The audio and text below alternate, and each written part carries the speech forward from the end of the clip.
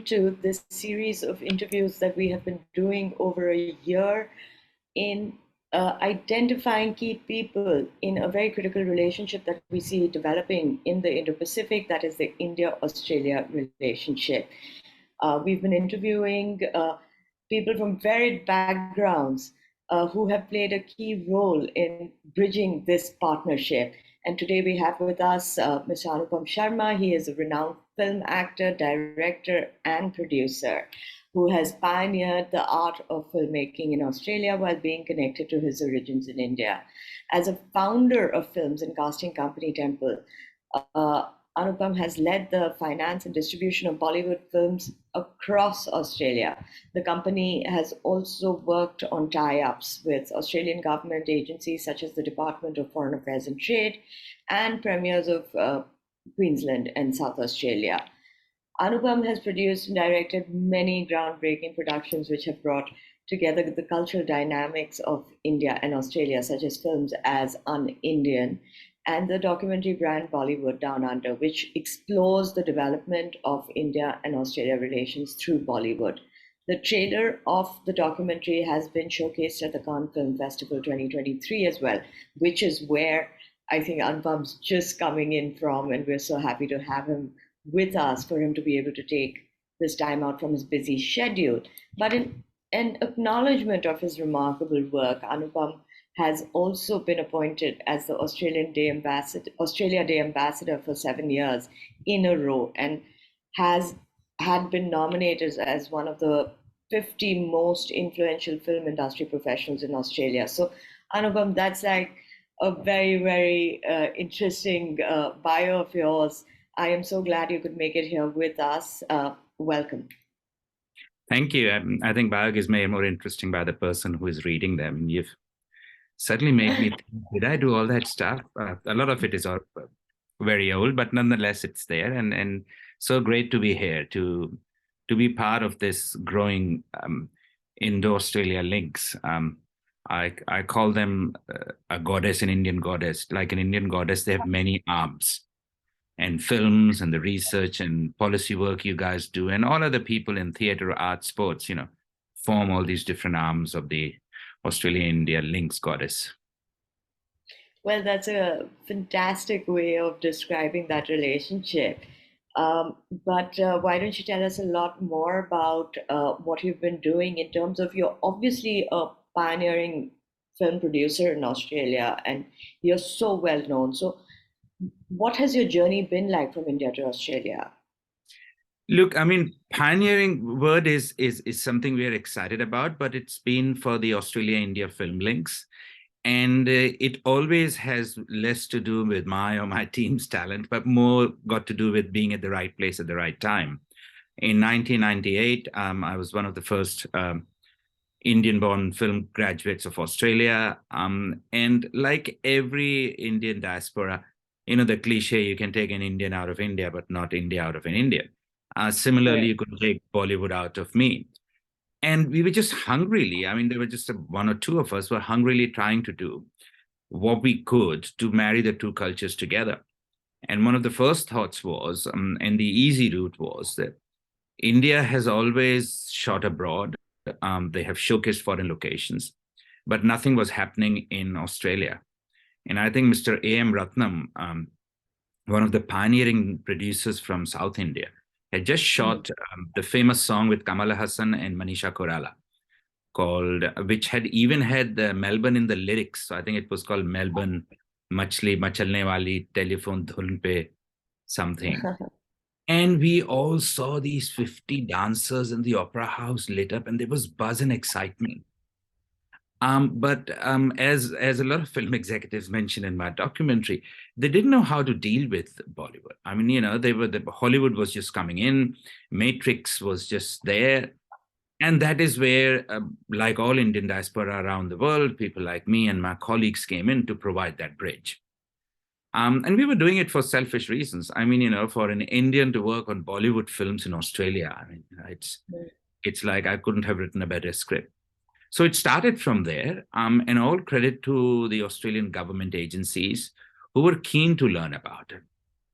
And they made extra efforts, whether it was Lynn Gailey, the head of federal policy, who used, Union doesn't have much budget. So I still remember she used her personal frequent flyer points to come to India and see how the film industry works. Because Fascinating. so Jane Smith would spend hours trying to learn about India and took a delegation. And the key person at that time was Mr. Shabir Wahid, who I think was one of the first Australian Consul Generals and Trade Commissioners in India of Indian origin from Australia. So that was fascinating. And little things, I always believe you need good intentions and passion, and money and other things follow suit. He would do little things like, hey, Anupam, let's hold a cocktail for Mr. Yash Chopra and Mr. Yash Johar and a key other people. And he would do that, and it would be packed. And people were so hungry to learn about Australia. And as I said, we just fell into the right place at the right time. And our main aim was not just to expose Australia to India and Indians to Australia, but to do it in a very professional manner. Because, Rami, one spoiled rotten apple kind of spoils the whole thing. So that was always our key concerns, that there were so many queries coming from India. And we were very lucky. We were very blessed, thanks to the support of all the sides, that our first 5 or 6 projects were Feroz Khan, Rakesh Roshan, Aditya Chopra, Yash Johar, Harry Baweja, and then the one and only Dil Chahta Hai. So when you start off from there, then there is no looking back, and we are glad that it is prospered, and now, as of last 6 or 7 years, it's shifted gear and it's looking forward at a bright new level of engagement. Absolutely. I mean, like you said, it's about being at the right place at the right time. It's about the kind of support you get, and it's quite interesting to hear that Australia and Australians were so interested in knowing more about Bollywood and how it functioned, and so committed to this engagement. But you've also said Australia's love affair with Bollywood. I believe you aim to portray that in your documentary, Brand Bollywood, Down Under. That's right, yeah. What do you mean by that? So as you rightly said, Australians were keen to learn about it, but the problem was that they were not looking at whatever there was to learn. I mean, a classic example is very few people in India knew that Australia's link with India go back to 1934, when a blue-eyed, blonde Anglo-Saxon actress from Perth became the fearless Nadia. And, one of the icons of cinema around the world. So it has been a love affair because it has had its own tiffs, like any love affair. It has its ups and its downs. So it's exactly like a love affair, which started with 1996. Indian came in, nothing happened for 98. Then all these projects started coming in, and Australia didn't know how to react with it. And Bollywood was absolutely in love with Australia. And when, as we say in our documentary, and when Australia and Bollywood got to know each other, the love blossomed amazingly. I mean, they were kind of, flash dance mobs. There were TV programs. For God's sake, there was a reality show, the first ever mainstream reality show called Bollywood Star on SBS. Really? Yeah, they were, if you go on web, it's still there. We picked up, SBS television is one of the most respected television stations. And there were 3 judges. I was one of them, along with Raj and Deepti, who was a choreographer. And Raj is a very well-known photographer. And our job was to find and shortlist 6 Australians who could be a Bollywood star, and then send them to Mr. Mahesh Bhatt to choose a Bollywood star. And guess what, Rami? Nothing changed since 1934. The girl who was selected to be a Bollywood star was a beautiful blue-eyed blonde girl from Brisbane in 2011. So, so as I say, it is a love affair, And then Victoria announced the first ever Bollywood policy in 2010. And contrary to what we were all expecting to happen, it didn't. There has been no single major film or major film shoot. There have been 2 or 3 day ones. For the last 13 years, it's absolutely dead. Victoria didn't have any major Bollywood film shoot after the Bollywood policy. So rather than playing a blame game or talking about complaining, we call it a love affair. where you grow apart and you come together, but there is no love lost between you two. So. But to understand this relationship better, what was this policy? Why did it prevent people from shooting in No, the Victoria? policy was not preventing, not at all. I mean, I think Ted Belu was so far-sighted that he actually, he became if I'm not wrong, he became the first premier to announce a Bollywood policy. But and you'll have to see the documentary for that, there were so many other factors playing in. There happened to be a series of controversies without anyone's fault. Amitabh Bachchan refused to take a PhD. He later took on. There was a boycott by Bollywood in relation to the racism issues in Victoria. So these were little, kind of fights which were, between lovers, which was propping up. And it was it was no one's direct fault. It just didn't happen to be there. And then something very interesting happened, Rami, is that, and I won't, it's a spoiler alert because our documentary ends with a very surprise and a very poignant note. So I won't do any spoiler alerts. But what happened was that in 2013 and 14, when we realized that the money being spent, when I say we, I mean Australian film kind of colleagues who were working with you, realized that on one hand, you had $150 million Hollywood film coming. On the other hand, you had Indian films which were spending $1 or $2 million.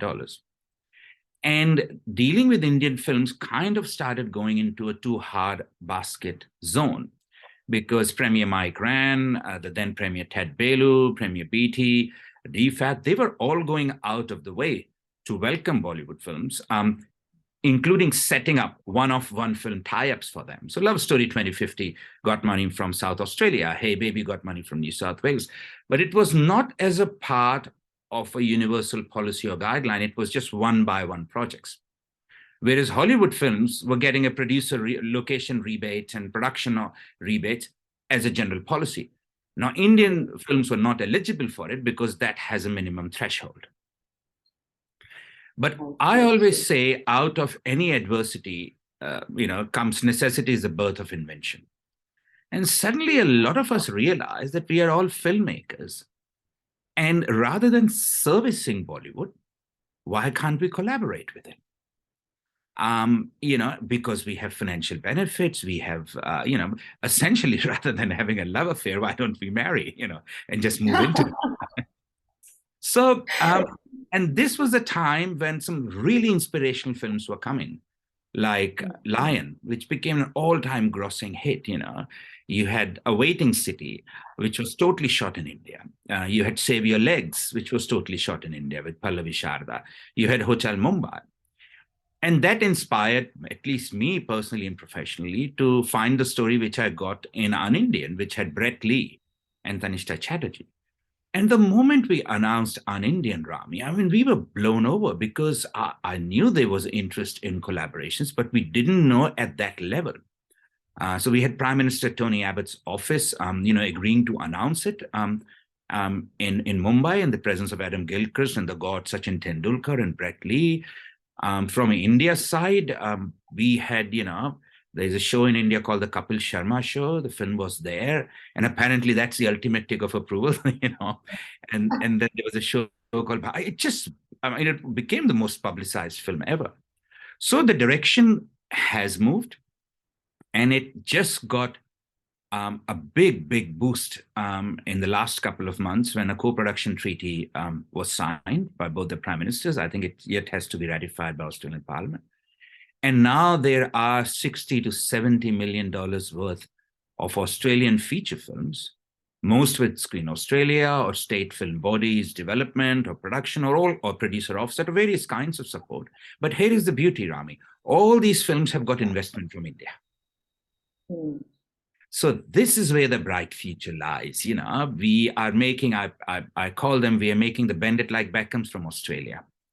Or we are making the Kal Ho Na Ho, which was made in San Francisco from Australia as an Australian film, as a Hindi film with Bend It. We are also making The Lions. There's a film called The Knot, which is an amazing film, which is, being invested with investment from people who have produced films like Lunchbox.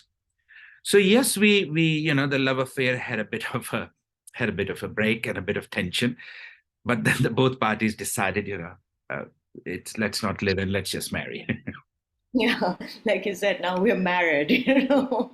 So, so yeah, so tell me, with all this, you've seen things go up and things go down and things change, and Australia's love affair with Bollywood now is a marriage, Do you believe that the perception of Bollywood and Indian culture has also evolved in Australia through the works that of Indian directors in the Australian film industry space like yourself? Sure. So, one of the things we look at in our documentary Brand Bollywood is that Bollywood is one part of Indian cinema, also known as popular Hindi cinema. And Hmm. what has happened, Rami, frequently the pseudo intellectuals have always looked down upon Bollywood. Okay. That, and what we try to do in this film is say it is a popular cultural art form. Love it or hate it, it is popular. It is it is catchy. And Anupam Kher says it most beautifully in our film. And he says, we do the most unbelievable things which may sound absolutely illogical. Hmm. But we in Bollywood make 1.4 billion people happy. We don't sell misery of life, we celebrate life.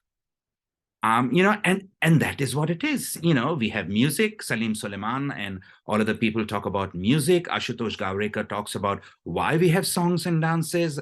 Vivek Vaswani, Farhan Akhtar talk about location. We have Fardeen Khan. We have Sameer Nair, the head of applause. He beautifully portrays the ages of Bollywood. So with all that in India, in Australia, what people are trying to do is they're trying to explore in a professional manner various genres of Indian cinema. One genre happens to be Bollywood. One genre happens to be art house films. One genre happens to be films like Masan, just kind of middle of the road. And what is really exciting is that the other directors have come in. There are Australian directors coming on board. But as someone who believes a lot in diversity, inclusiveness, I would still want, Rami, our stories. I mean, Hmm. when I say our stories with an inverted commas, to be told by us. Hmm. Just like Gurinder Chadha is telling our stories from England, or Deepa Mehta is telling our stories from Canada, and the ultimate, creative genius, Meera Nair, is telling our stories from around the world. Because, and I would like to actually up the ante, and I would want us, any one of us 1.4 billion Indians around the world, to tell other stories in our voice as well. If a Danny Boyle and a Garth Davis can come in and tell an Indian stories to other, why can't an Indian go to America and tell a totally non-Indian story to someone else? It is that when when the real power of narration and the colonial mindset in telling stories will be balanced, because there is media imperialism out there, and we can only counter it by telling our stories ourselves. That's very wonderfully put, in terms of, you mentioned diversity, inclusion as well, and you've talked about all these different genres that now we've started working on, and it's not limited to the way we looked at Bollywood any longer.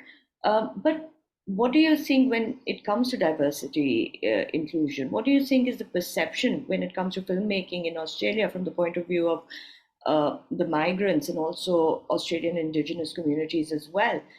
How far have we reached?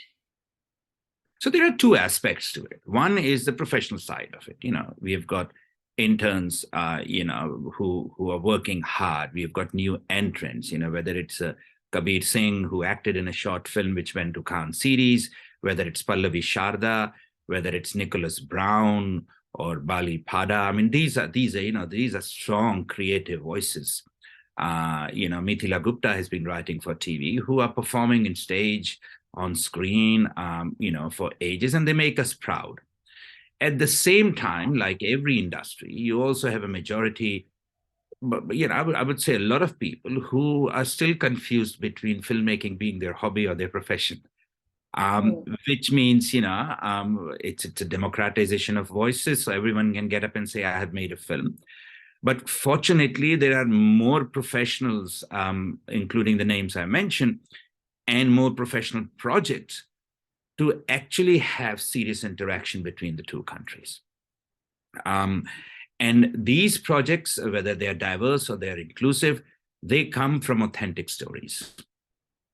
Whether it's the story, which we are in production or pre-production with Kathy Rhoda as our producer, which is based on interviews and research of 83 survivors. These are all females who survived domestic violence and dowry abuse in Australia. And Dr. Manjula O'Connor, who has done a lot of work on these things, she's kindly given us access to it.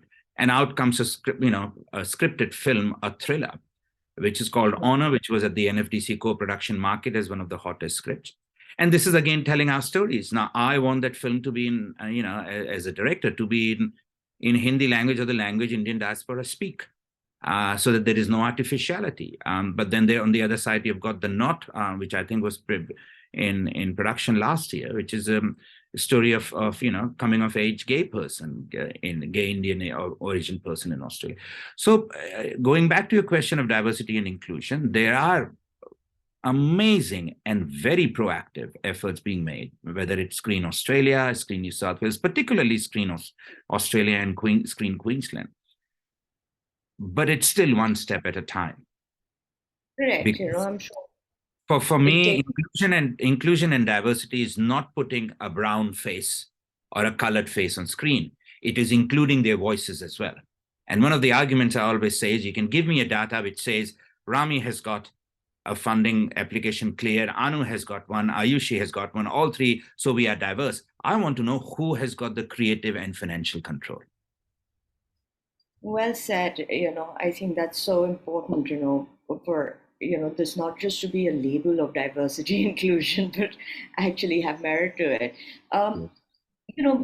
There's also obviously a very varied cultural experience, that we experience in India or in Australia through our movies, our cinema, our filmmaking, our theatre. How do you think, cinema and filmmaking can bring together these cultural experiences? As we've already spoken about, India and Australia becoming one of the fastest, quickest, strongest growing partnerships on the Indo-Pacific. How can cinema play a role to bridge this?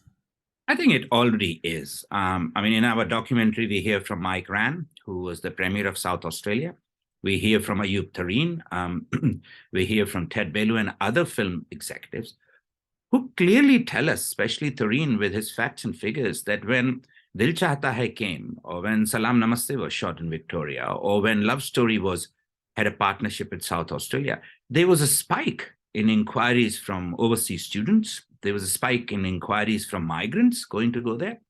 And there's just general kind of interest. And I'll give you a very small anecdote without naming names. I have a very dear friend who is a very senior journalist. And she called me up and she goes, Anu, do you have any image of Bollywood or anything you would like to share recently? This was 10 years ago between Australia and India. I said, but you're a financial writer. Are you doing a piece on Indian cinema? She goes, no. I'm doing a film on coal. But if I have a nice Hrithik Roshan photo of him dancing in front of the Parliament House, then my story will go from page 7 to page 2 or maybe cover page. Because they all lead in with Bollywood, because it's a conversation starter.